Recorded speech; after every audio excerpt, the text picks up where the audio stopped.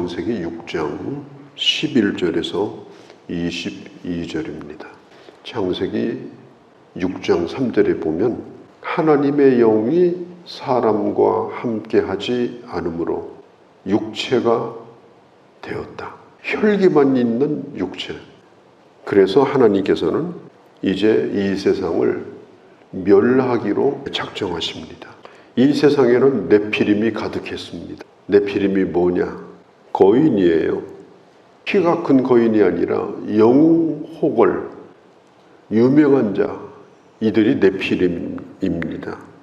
이 세상에 아무리 네피림이 가득해도 하나님을 모르는 자들만 있다고 하면 하나님의 심판의 대상이 되는 겁니다. 창세기 6장 당시에 이 땅은 이미 문화가 발달해 있었고 잘 먹고 잘 사는, 그래서 예수님이 말씀했잖아요. 시집가고 장가가고 물건을 사고 팔고 모든 경제활동, 문화활동이 활발하게 끊임없이 이루어지던 그런 때였습니다. 심판이 있으리라고 누구도 꿈꾸지 않던 그런 평안하고 정상적인 그런 시대였어요.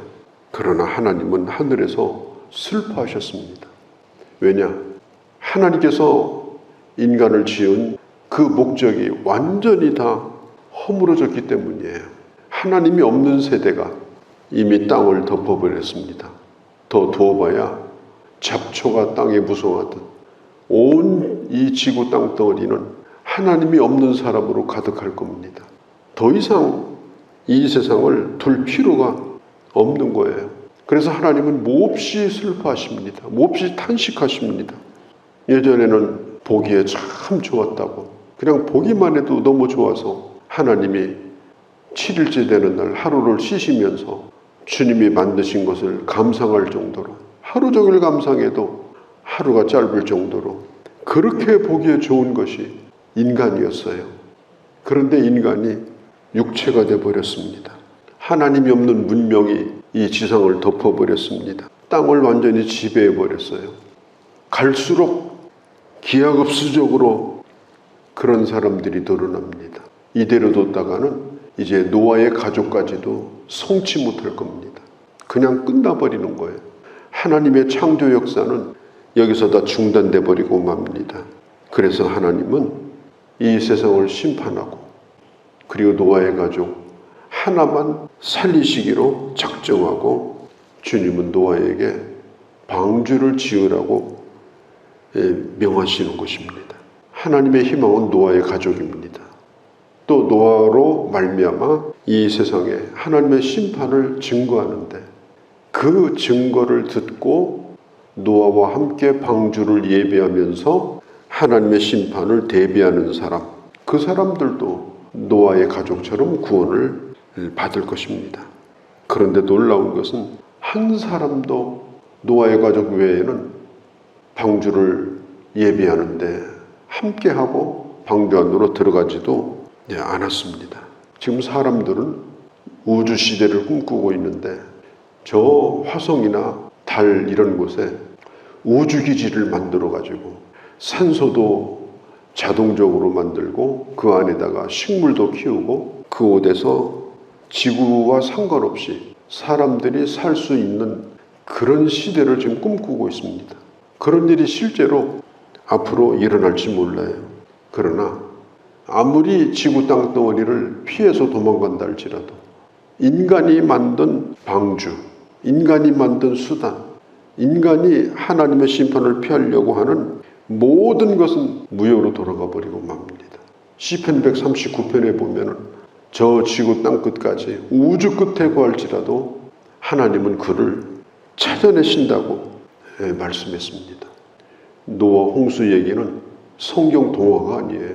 노아 홍수 얘기는 신화가 아닙니다. 이 학자들의 연구에 의해서 이 지구에는 온 땅을 덮었던 홍수의 때가 있었던 그런 증거들이 지금 수없이 나타나고 있습니다. 과학적인 그런 발견들이 지금도 계속되고 있어요. 이 노아 홍수를 자꾸 동화로 생각해가지고 그렇게 가볍게 여기는 사람들이 있는데 우리가 조심을 해야 돼요. 들은 풍월로 성경을 함부로 얘기하는 것도 조심을 하셔야 돼요. 이것은 반드시 물의 심판은 아니지만 베드로 후서에 있는 것처럼 이 우주가 종이장 말리듯이 말려버리고 그리고 한순간에 눈앞에 있는 것들이 사라지고 하나님의 심판을 받을 거라고 하는 그 심판이 있음을 노아 홍수를 통해서 우리에게 분명하게 가르쳐 주는 것입니다. 이 방주의 크기가 3층입니다. 길이가 130m, 세로가 22m, 높이가 13m, 배수량이 약 2만 톤 정도 됩니다. 축구장보다 훨씬 더 넓습니다. 어마어마한 배입니다.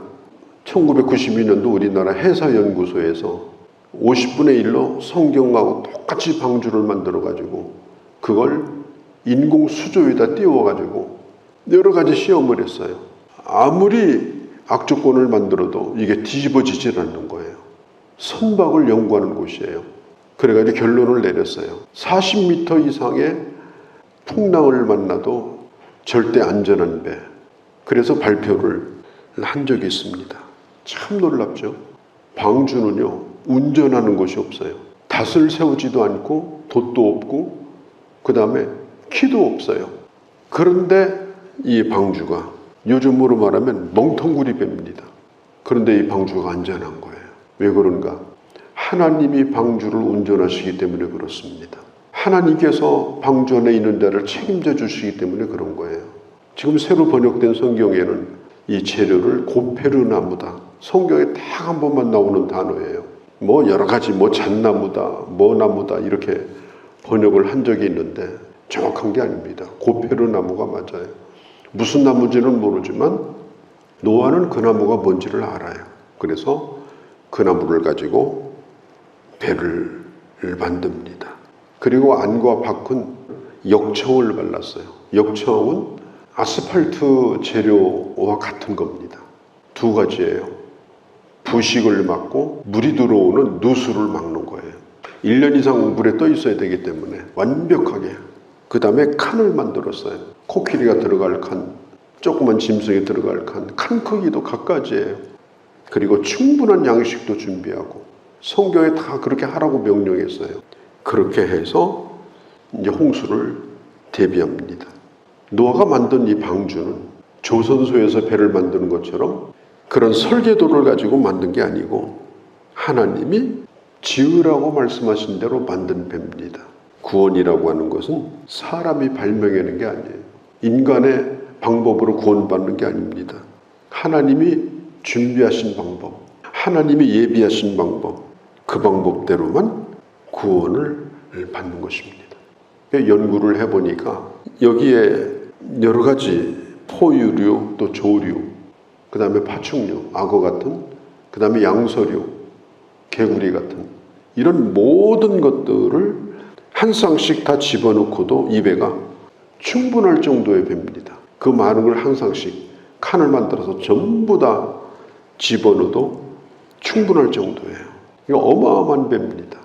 그리고 하루 이틀이 아니라 오래도록 이 수만 가지가 되는 생명들을 전부 암수 한 쌍씩 방주에 다 집어넣습니다.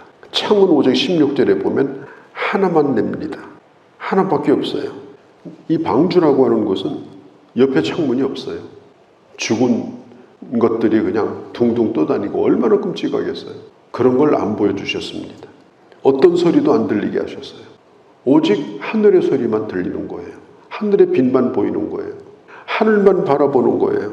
하늘의 징조에만 귀를 기울이는 거예요. 하늘만 생각하는 거예요.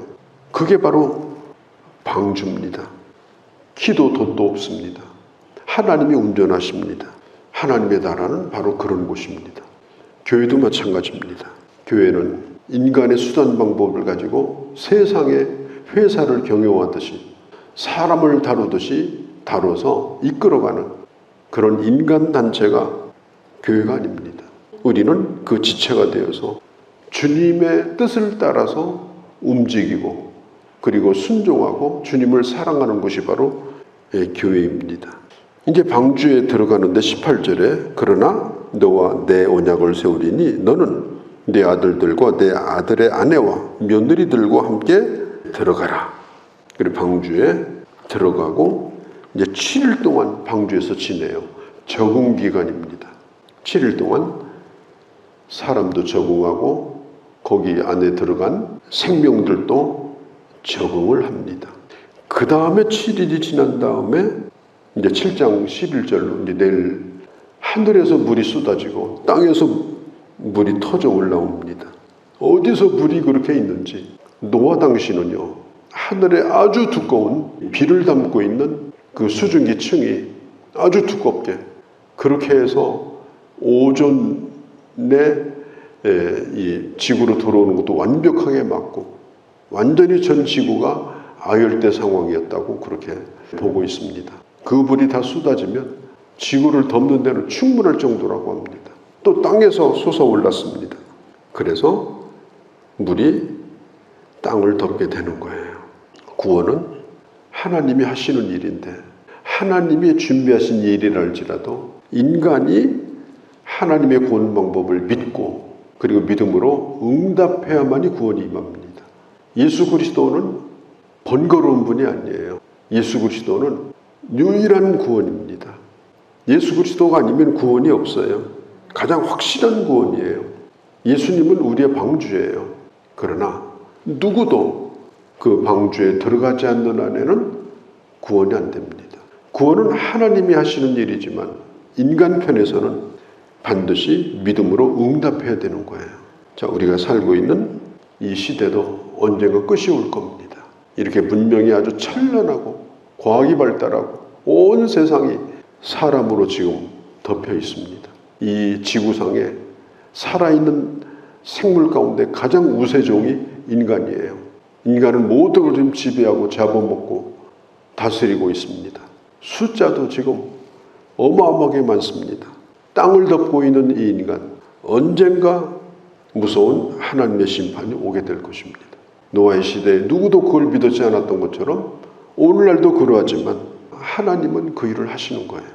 우리가 매일매일 사는 것도 노아와 같이 구원받은 우리랄지라도 방주를 예비하고 언제 주님 오시든지 내가 구원받은 자로 주님 안에서 안전을 보장받을 수 있도록 구원의 확신을 가지고 방주를 짓는 그런 하루하루를 살아가고 그렇게 가다 보면은 우리는 하나님의 구원에 이르게 되어진다.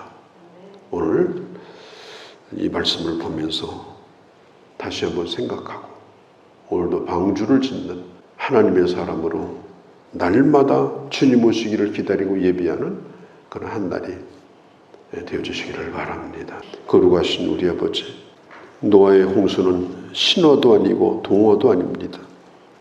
이 땅에 반드시 전 지구가 그리고 우주적인 하나님의 심판이 있을 것을 우리에게 가르쳐주는 매우 중요한 사건입니다.